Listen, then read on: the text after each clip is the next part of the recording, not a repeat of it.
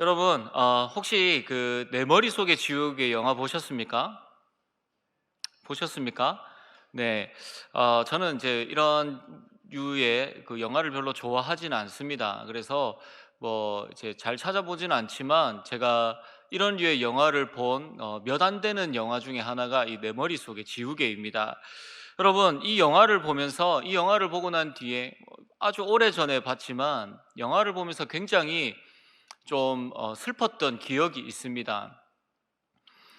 우리가 이 영화를 보면서 좀 마음 아파하고 슬픈 거는 우리가 생긴 게 정우성이 아니고 손예진이 아니라서가 아니라 그 사랑하는 사람을 이제 잊어버리고 계속 기억 속에서 지워져 가는, 본인은 기억하고 싶지만 어쩔 수 없이 병으로 인하여서 사랑하는 사람을 기억하지 못하는, 네, 그러한 내용들이 우리를 참 이제 슬프게 하죠. 또 누군가에게서 나의 존재가 잊혀진다라는 것은 굉장히 슬픈 일입니다. 뭐 때로는 뭐 망각이 신이 주신, 우리에게 주신 최고의 선물이다라는 이야기들도 있지만 우리에게는 어떤 것들은 잊어버려야 하지만 또 다른 어떤 것들은 절대로 잊지 않고 기억해야 할 것들이 우리에게 있습니다. 여러분, 얼마 전에 개봉한 그 스파이더맨 혹시 보셨습니까? 좀 문화생활을 좀 하시고 네, 좀 보십시오. 네, 거기에 보면 이제 뭐 이제 스포는 아니지만 그 영화도 보면 이제 누군가에게 기억되지 못한다라는 것, 그것이 굉장히 이제 슬프다라는 사실을 이제 그 영화를 통하여서 우리에게 이야기를 하고 있죠. 여러분, 이렇게 사람과의 관계 속에서 누군가에게 기억되어지고 또 누군가 나를 기억한다라는 것, 이러한 것들이 우리에게 중요한 것처럼 여러분, 우리의 신앙도 그렇습니다. 여러분, 믿음이 뭘까요? 제가 그때 얼마 전에 설교를 하면서 믿음에 대한 이야기를 잠깐 하면서, 믿음은 한마디로 정의 내릴 수 없고 수많은 것들이 있지만 믿음은 이러한 것입니다 라고 이야기를 했습니다. 여러분, 믿음이 뭘까요? 오늘 본문 말씀에서 우리에게 주시는 믿음이 뭐냐라는 질문에 대한 답은, 믿음은 기억하는 것입니다. 믿음은 기억하는 것입니다. 우리가 하나님을 기억하고 하나님을 아는 것만큼 우리는 하나님을 의지하고 또한 하나님을 신뢰할 수 있습니다. 오늘 본문에서도 이스라엘에 반복되어지는 이 타락을 이야기하고 있죠. 중간에 하나님을 버리고 그 자리를 차지했지만 하나님은 그 기드온을 통하여서 그래도 이스라엘의 평화를 허락하여 주셨습니다. 기드온은 왕처럼 자기가 마음대로 왕처럼 그렇게 군림하며 살았습니다. 기드온의 첩의 아들인 아비멜렉이 자신들의 형제들을 다 죽이고 그가 왕이 되었을 때 동족을 살육하면서 그 이스라엘의 혼란을 가지고 왔지만 그래도 하나님은 이스라엘을 보호하셨고 또한 그 이어지는 사사 돌라와 야일을 세우시면서 그 혼란들을 수습해 나가시는 장면들을 우리가 볼 수가 있습니다. 물론 여러분, 10장 1절에서부터 4절까지를 보시면 하나님이 이 두 사사를 세우실 때 하나님께서 사사를 세우셨다라는 말이 이제는 더 이상 등장하지 않습니다. 그리고 그 사사들을 통하여서 그 땅 가운데 하나님이 주시는 평안이 임하였다라는 말도 이제 사사기에서 등장하지 않습니다. 즉, 기드온 시대 이후부터 하나님이 그 백성들에게 주시는 그 구원과 평화, 이러한 것들이, 또한 하나님께서 세우시는 사람들의 모습들, 이러한 것들이 이제 점점 사라져버리게 됐다라는 것이죠. 사사시대에 하나님이 주시는 회복과 세움의 공식이 이제 변형되어지고 변질되어지는 모습을 볼 수가 있습니다. 여러분, 사사로 세워진 이 야일 같은 경우에는 아들이 30명이 있었고 나귀가 30마리가 있었고 그리고 성읍을 30개를 다스리던 그러한 사람이었습니다. 이 사사들도 이제는 점점 더 타락하기 시작하면서 사사들이 왕의 모습을 하고 살아가고 있는 그러한 모습들을 볼 수가 있죠. 여러분, 당시에 이 나귀라는 것이 최고의 이동 수단이었습니다. 지금으로 이야기하면 고급 외제 세단 정도 되겠죠. 여러분, 그리고 성읍을 그가 30개를 다스렸다라고 하는 것은 강남 한복판에 이 금싸라기 땅에 세워져 있는 그 건물이 30개나 된다라고 그렇게 비유할 수가 있습니다. 여러분, 세상적인 기준으로서 사사들이 세워지고 이렇게 그들을 다스리고 살아가고 있는 그 모습들을 바라보면서 이스라엘 백성들은 과연 무엇을 배우고 무엇을 느끼고 어떻게 살아야 되겠다라고 마음을 먹었겠습니까? 또 다시 풍요와 그리고 세상적이고 물질적인 세계관에 그들이 빠져들면서 하나님을 버리고 어떻게 하면 내가 잘 먹고 잘 살 수 있을지를 그들이 이제 고민하기 시작하고 그 삶을 살아가기 시작하는 것이죠. 그래서 10장 6절 말씀을 보시면 사사시대 초반보다 더 많은 신들을 섬기면서 가나안과 동화되어져서 살아갑니다. 그러니 그들이 여러분 하나님을 찾았겠습니까? 이스라엘은 하나님을 잊어버렸습니다. 정확하게 표현을 하자면 이스라엘은 하나님을 또다시 버렸습니다. 하나님을 멀리하죠. 하나님을 찾지 않습니다. 이스라엘에게 은혜를 베푸시고 또한 구원과 평화를 허락하여 주신 그 하나님을 저 멀리 밀어내고 살아가고 있습니다. 그러니 하나님께서 그들에게, 이렇게 타락한 이스라엘 백성들에게 주실 것이 무엇이 있습니까? 어떤 것들을 하나님께서 주시겠습니까? 그들이 그렇게 믿고 의지하던 그 신들의 나라로부터 그들이 고통과 압제와 핍박을 당하는 그 징계와 그 고통을 하나님께서 그들에게 주실 수밖에 없다는 것이죠. 여러분, 그들은 잘 살기 위하여서 선택하였는데, 잘 먹고 잘 살기 위하여서 그들의 신을 선택하였는데, 오히려 그들로부터 압제와 고통을 당하는 것이죠. 그리고 그들의 삶은 점점 더 피폐해지고 이제 더 이상 어떻게 살아갈 수 없는 그런 상황 가운데 이르렀음을 알 수가 있습니다. 여러분, 그래서 이 사사기에서 나오는 이 압제라는 이 단어의 뜻은 그냥 압박하다, 너무나도 힘들다라는 뜻이 아닙니다. 여기에는 파쇄시키다, 그리고 찢어버리다 라고 하는 이러한 뜻이 담겨져 있습니다. 여러분, 하나님께서 주시는 그 징계의 고통의 강도가 어떻다는 것입니까? 그 삶이 완전히 찢겨질 정도로 분쇄기에 넣어서 갈려지는 것처럼 그 고통과 그 아픔을 느끼면서 그들이 살아가고 있다라는 것이죠. 그러니 여러분, 그들의 삶이, 그들이 그러한 삶 가운데서 과연 견딜 수 있겠습니까? 여러분, 그래서 결국 이스라엘이 할 수 있는 것이 뭘까요? 하나님 앞에 또다시 나아오는 것입니다. 오늘 본문 10절 말씀을 보시면 이렇게 말씀하고 있습니다. 이스라엘 자손이 여호와께 부르짖어 이르되 우리가 우리 하나님을 버리고 바알들을 섬김으로 주께 범죄하였나이다 하니. 여러분, 익숙한 말씀이죠. 또다시 도돌이표처럼 또 똑같은 이야기를 하고 있습니다. 블레셋과 암몬의 압제로 인하여서 또 똑같이 고난받고, 그리고 그 고난 가운데 살 수 없으니까 다시 하나님 앞에 나와서 주님, 제가 범죄하였습니다, 좀 살려주십시오라고 또 이야기하고 있는 것이죠. 그런데 여러분, 이번에는 하나님의 대답이 다릅니다.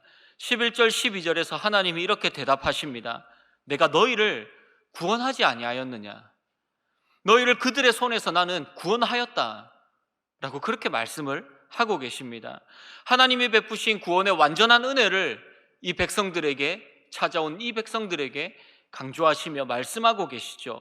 그리고 이어서 13절에서는 하나님은 이스라엘의 회개에 굉장히 냉담하게 반응하십니다. 너희가 나를 버리고 다른 신들을 섬기니 그러므로 내가 다시는 너희를 구원하지 아니하리라. 내가 다시는 너희를 구원하지 않겠다. 가서 너희가 믿던 그 신들에게 도움을 구하라. 여러분, 하나님은 그들의 또 말뿐인 회개에 질리셨습니다. 그들의 회개를 듣지 않겠다고 말씀하십니다. 너희들 또 이렇게 나와서 이렇게 이야기하고 내가 또 너희에게 평안과 안식을 주면, 회복을 주면 니네 또다시 나 배신하고 도망갈 거잖아. 다른 신을 섬길 거잖아. 세상의 것들을 쫓아서 살아갈 거잖아. 이제 나 그거 안 할래. 그렇게 하나님이 말씀하신다는 것이죠. 여러분, 오늘 이 하나님의 답변을 통하여서 우리는 올 한 해 수많은 것들을, 여러분, 수많은 계획들을 세우고 수많은 다짐들을 하였을 것입니다. 그런데 무엇보다도 오늘 이 말씀을 통하여서 두 가지를 기억하며 이 두 가지를 가지고 올 한 해를 하나님의 은혜를 붙들고 또한 그 하나님의 은혜를 기억하며 흔들리지 않는 그 믿음의 여정 가운데 삶을 살아가시는 여러분들이 되기를 소원합니다. 첫 번째 우리가 기억해야 할 것은 우리는 하나님을 기억해야 합니다. 여러분, 이스라엘은 하나님의 구원의 은혜를 잊어버렸습니다. 타락이 뭘까요?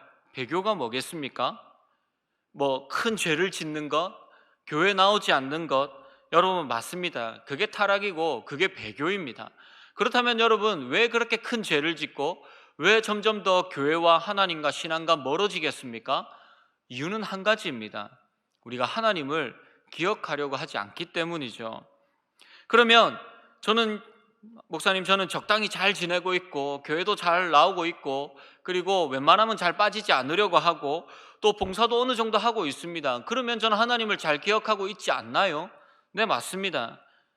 잘 기억하고 계십니다. 그런데 여러분, 우리의 모습뿐만이 아니라 여러분들의 마음과 여러분들의 생각과 여러분들의 그 중심, 이 모든 것들을 가지고 하나님을 기억하지 않으면, 하나님이 부어주시고 하나님의 인도하심과 하나님의 그 은혜를 기억하지 않으면, 그냥 교회만 왔다 갔다 하고 적당히 신앙생활을 유지하면서 적당히 세상의 삶도 즐기는 삶을 우리가 살아가고 있다면, 무엇보다도 우리의 삶 가운데서 나를 구원하여 주신 그 예수 그리스도의 십자가의 은혜를 기억하지 않으면 우리는 이미 하나님을 잊어버린 자입니다.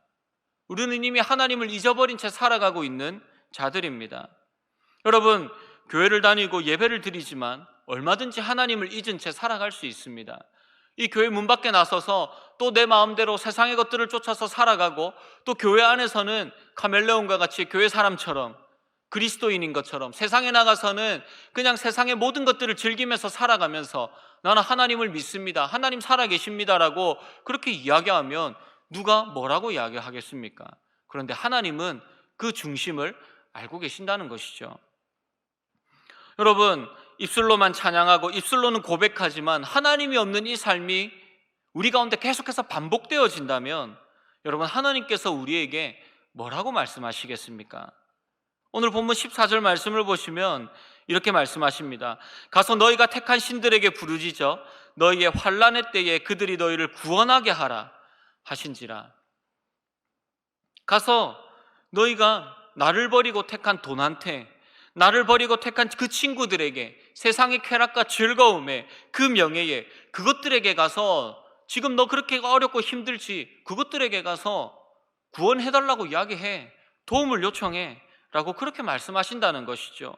네가 그렇게 자랑스러워한 지혜와 능력과 스펙과 직업과 또 수많은 것들에게 찾아가서 그것들에게서 구원해달라고 이야기를 하라고 그렇게 우리에게 말씀하고 계신다는 것이죠. 여러분, 하나님께서 우리에게 이렇게 말씀하실 때 우리가 그 앞에서, 그 하나님 앞에서 뭐라고 이야기할 수 있습니까? 뭐라고 변명할 수 있습니까? 하나님은 이스라엘을, 그리고 지금 하나님 없이 순간순간 살아가고 있는 우리들에게 부끄럽게 하십니다.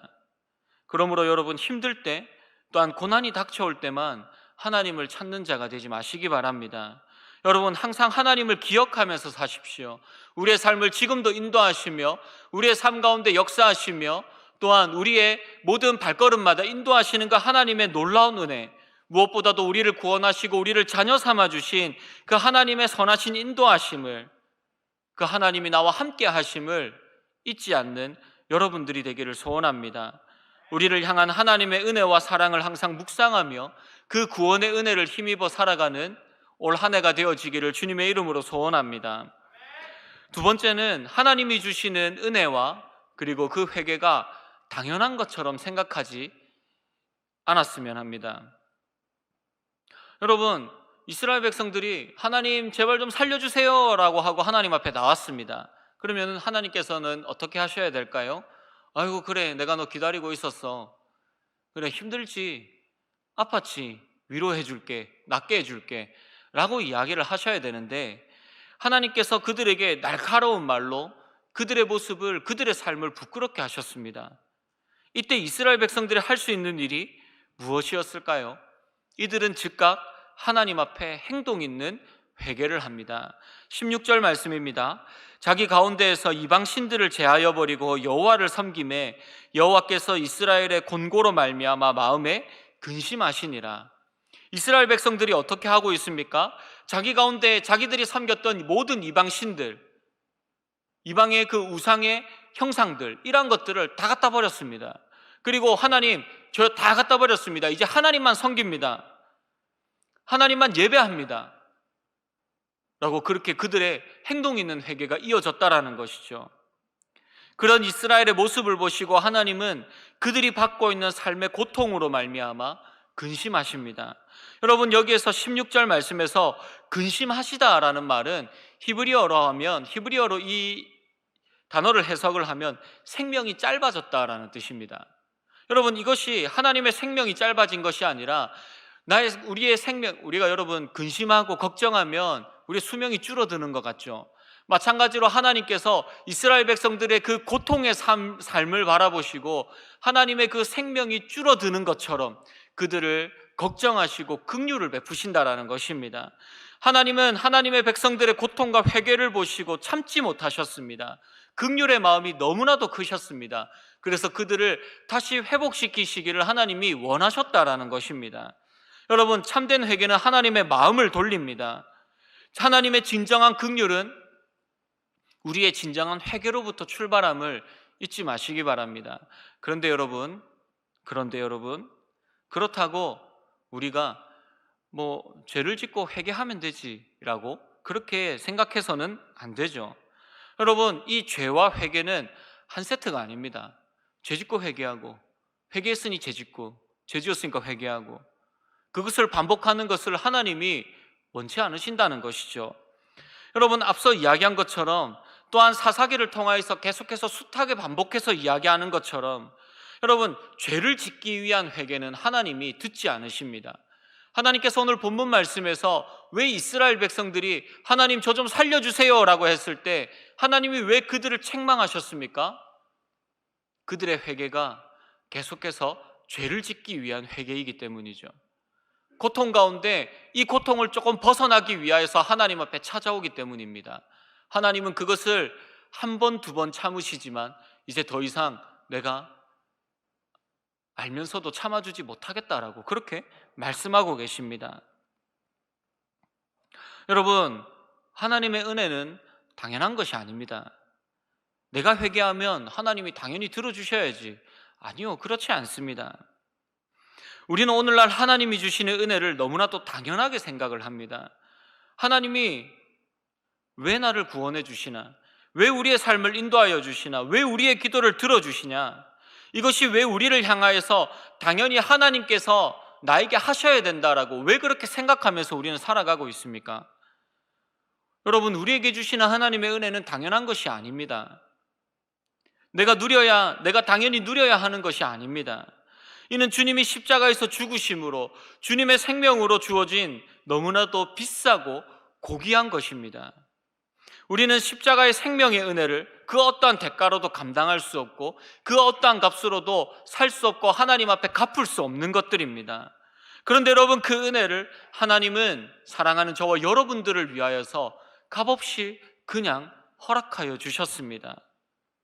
제가 검색을 해보니까 세계에서 가장 비싼 보석을 검색해보니까 이 다이아몬드 중에 레드 다이아몬드라는 게 있습니다. 여러분, 이 레드 다이아몬드가 1캐럿당 11억 5천 정도 합니다. 그리고 이 레드 다이아몬드가 왜 이렇게 비싸냐고 하면 지금 현재 세상에 30개밖에 없기 때문에 굉장히 고가의 가장 비싼 보석이라고 합니다. 여러분, 그런데 누가 여러분에게 나 이거 필요 없는데 나 이거 그냥 너에게 줄게 라고 하면서 이 레드 다이아몬드를 공짜로 10캐럿짜리를 여러분들에게 줬다고 생각해 보십시오. 생각만 해도 기분이 너무 좋죠? 그러면 이게 얼마입니까? 111억입니다. 그 요만한 돌멩이 하나가 111억입니다. 그런데 여러분, 만약에 그 110억이 넘는 이 다이아몬드를 여러분 안 쓴다고 그 채소 마켓에 10만 원에 올리겠습니다. 그렇게 할 사람 있습니까? 그건 내 다른 사람 줘야지, 아니면 중고나라에 팔아야지, 그렇게 할 사람 혹시 있습니까? 아무도 없죠. 그런데 여러분, 우리는 값을 매길 수 없는 이 하나님의 사랑을 아무렇지 않게 생각한다는 것이죠. 10만 원보다 더 못한 예수 그리스도의 십자가의 사랑. 그러므로 우리의 삶을 인도하시며 우리의 기도를 들으시는 하나님의 은혜는 우리에게 당연히 주어지는 것이 아닙니다. 여러분, 요즘에 우리가 많이 부르는 이 은혜라는 찬양에 내 삶에 당연한 건 하나도 없었습니다라고 그렇게 고백하고 있습니다. 여러분들의 인생에, 여러분들의 삶에, 또한 여러분들이 누리는 것들에, 여러분 올 한 해를 시작하면서 여러분 이때까지 살아온 여러분들의 삶을 한번 생각해 보셨습니까? 그 가운데서 우리가 그렇게 숱하게 노력하고 힘들게 하였지만 결국은 이 모든 것들이 다 누구의 손에서, 누가 우리에게 도우시고 세우시고 역사하시고 이렇게까지 인도하여 주셨습니까? 하나님의 은혜가 아니면 설명할 길이 없다는 것입니다. 우리의 인생에 수많은 것들에 당연한 것이 있습니까? 우리가 하나님 앞에 서서 고백할 수 있는 것은 단 하나뿐입니다. 주님, 내 삶에 당연한 것은 하나도 없고 내 삶에 하나님의 은혜가 아니면 나의 삶을 설명할 길이 없습니다.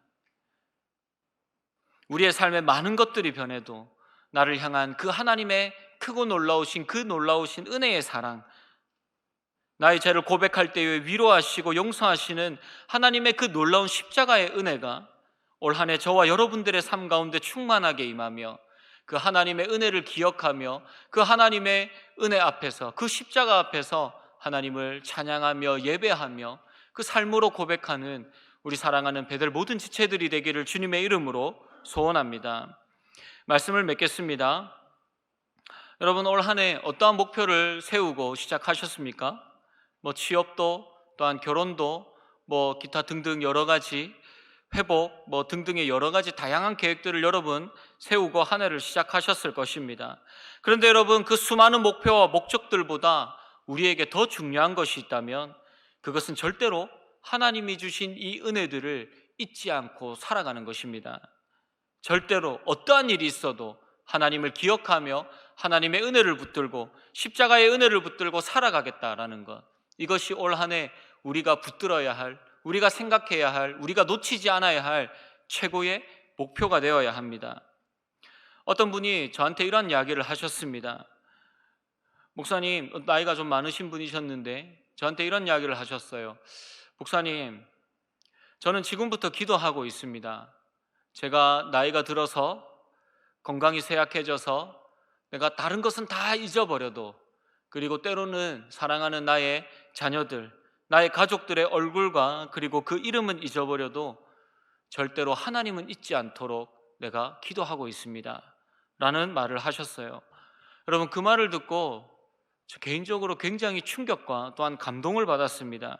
그리고 그분의 이야기를 듣고 저도 지금부터 하나님, 제가 모든 것들은, 세상의 모든 것들은 다 잊어버려도 절대로 죽는 그날까지 하나님을 잊지 않도록 하나님 나의 생각을 지켜주십시오 라고 그렇게 기도합니다. 여러분 우리는 하나님을 잊을 수 없습니다. 어려울 때 나를 도와준 사람들, 내가 뭔가를 필요할 때 또한 나의 목숨을 살려준 사람들을 잊을 수 없는 것처럼 나를 구원하시고 나를 자녀 삼아 주시기 위하여서 나를 대신하여서 이 땅에 오시고 나의 죄를 대신하여서 십자가에서 죽으시고 우리에게 영원한 생명을 허락하여 주신 하나님의 자녀 삼아 주신 그 예수 그리스도의 십자가를 여러분 절대로 잊지 마시기 바랍니다.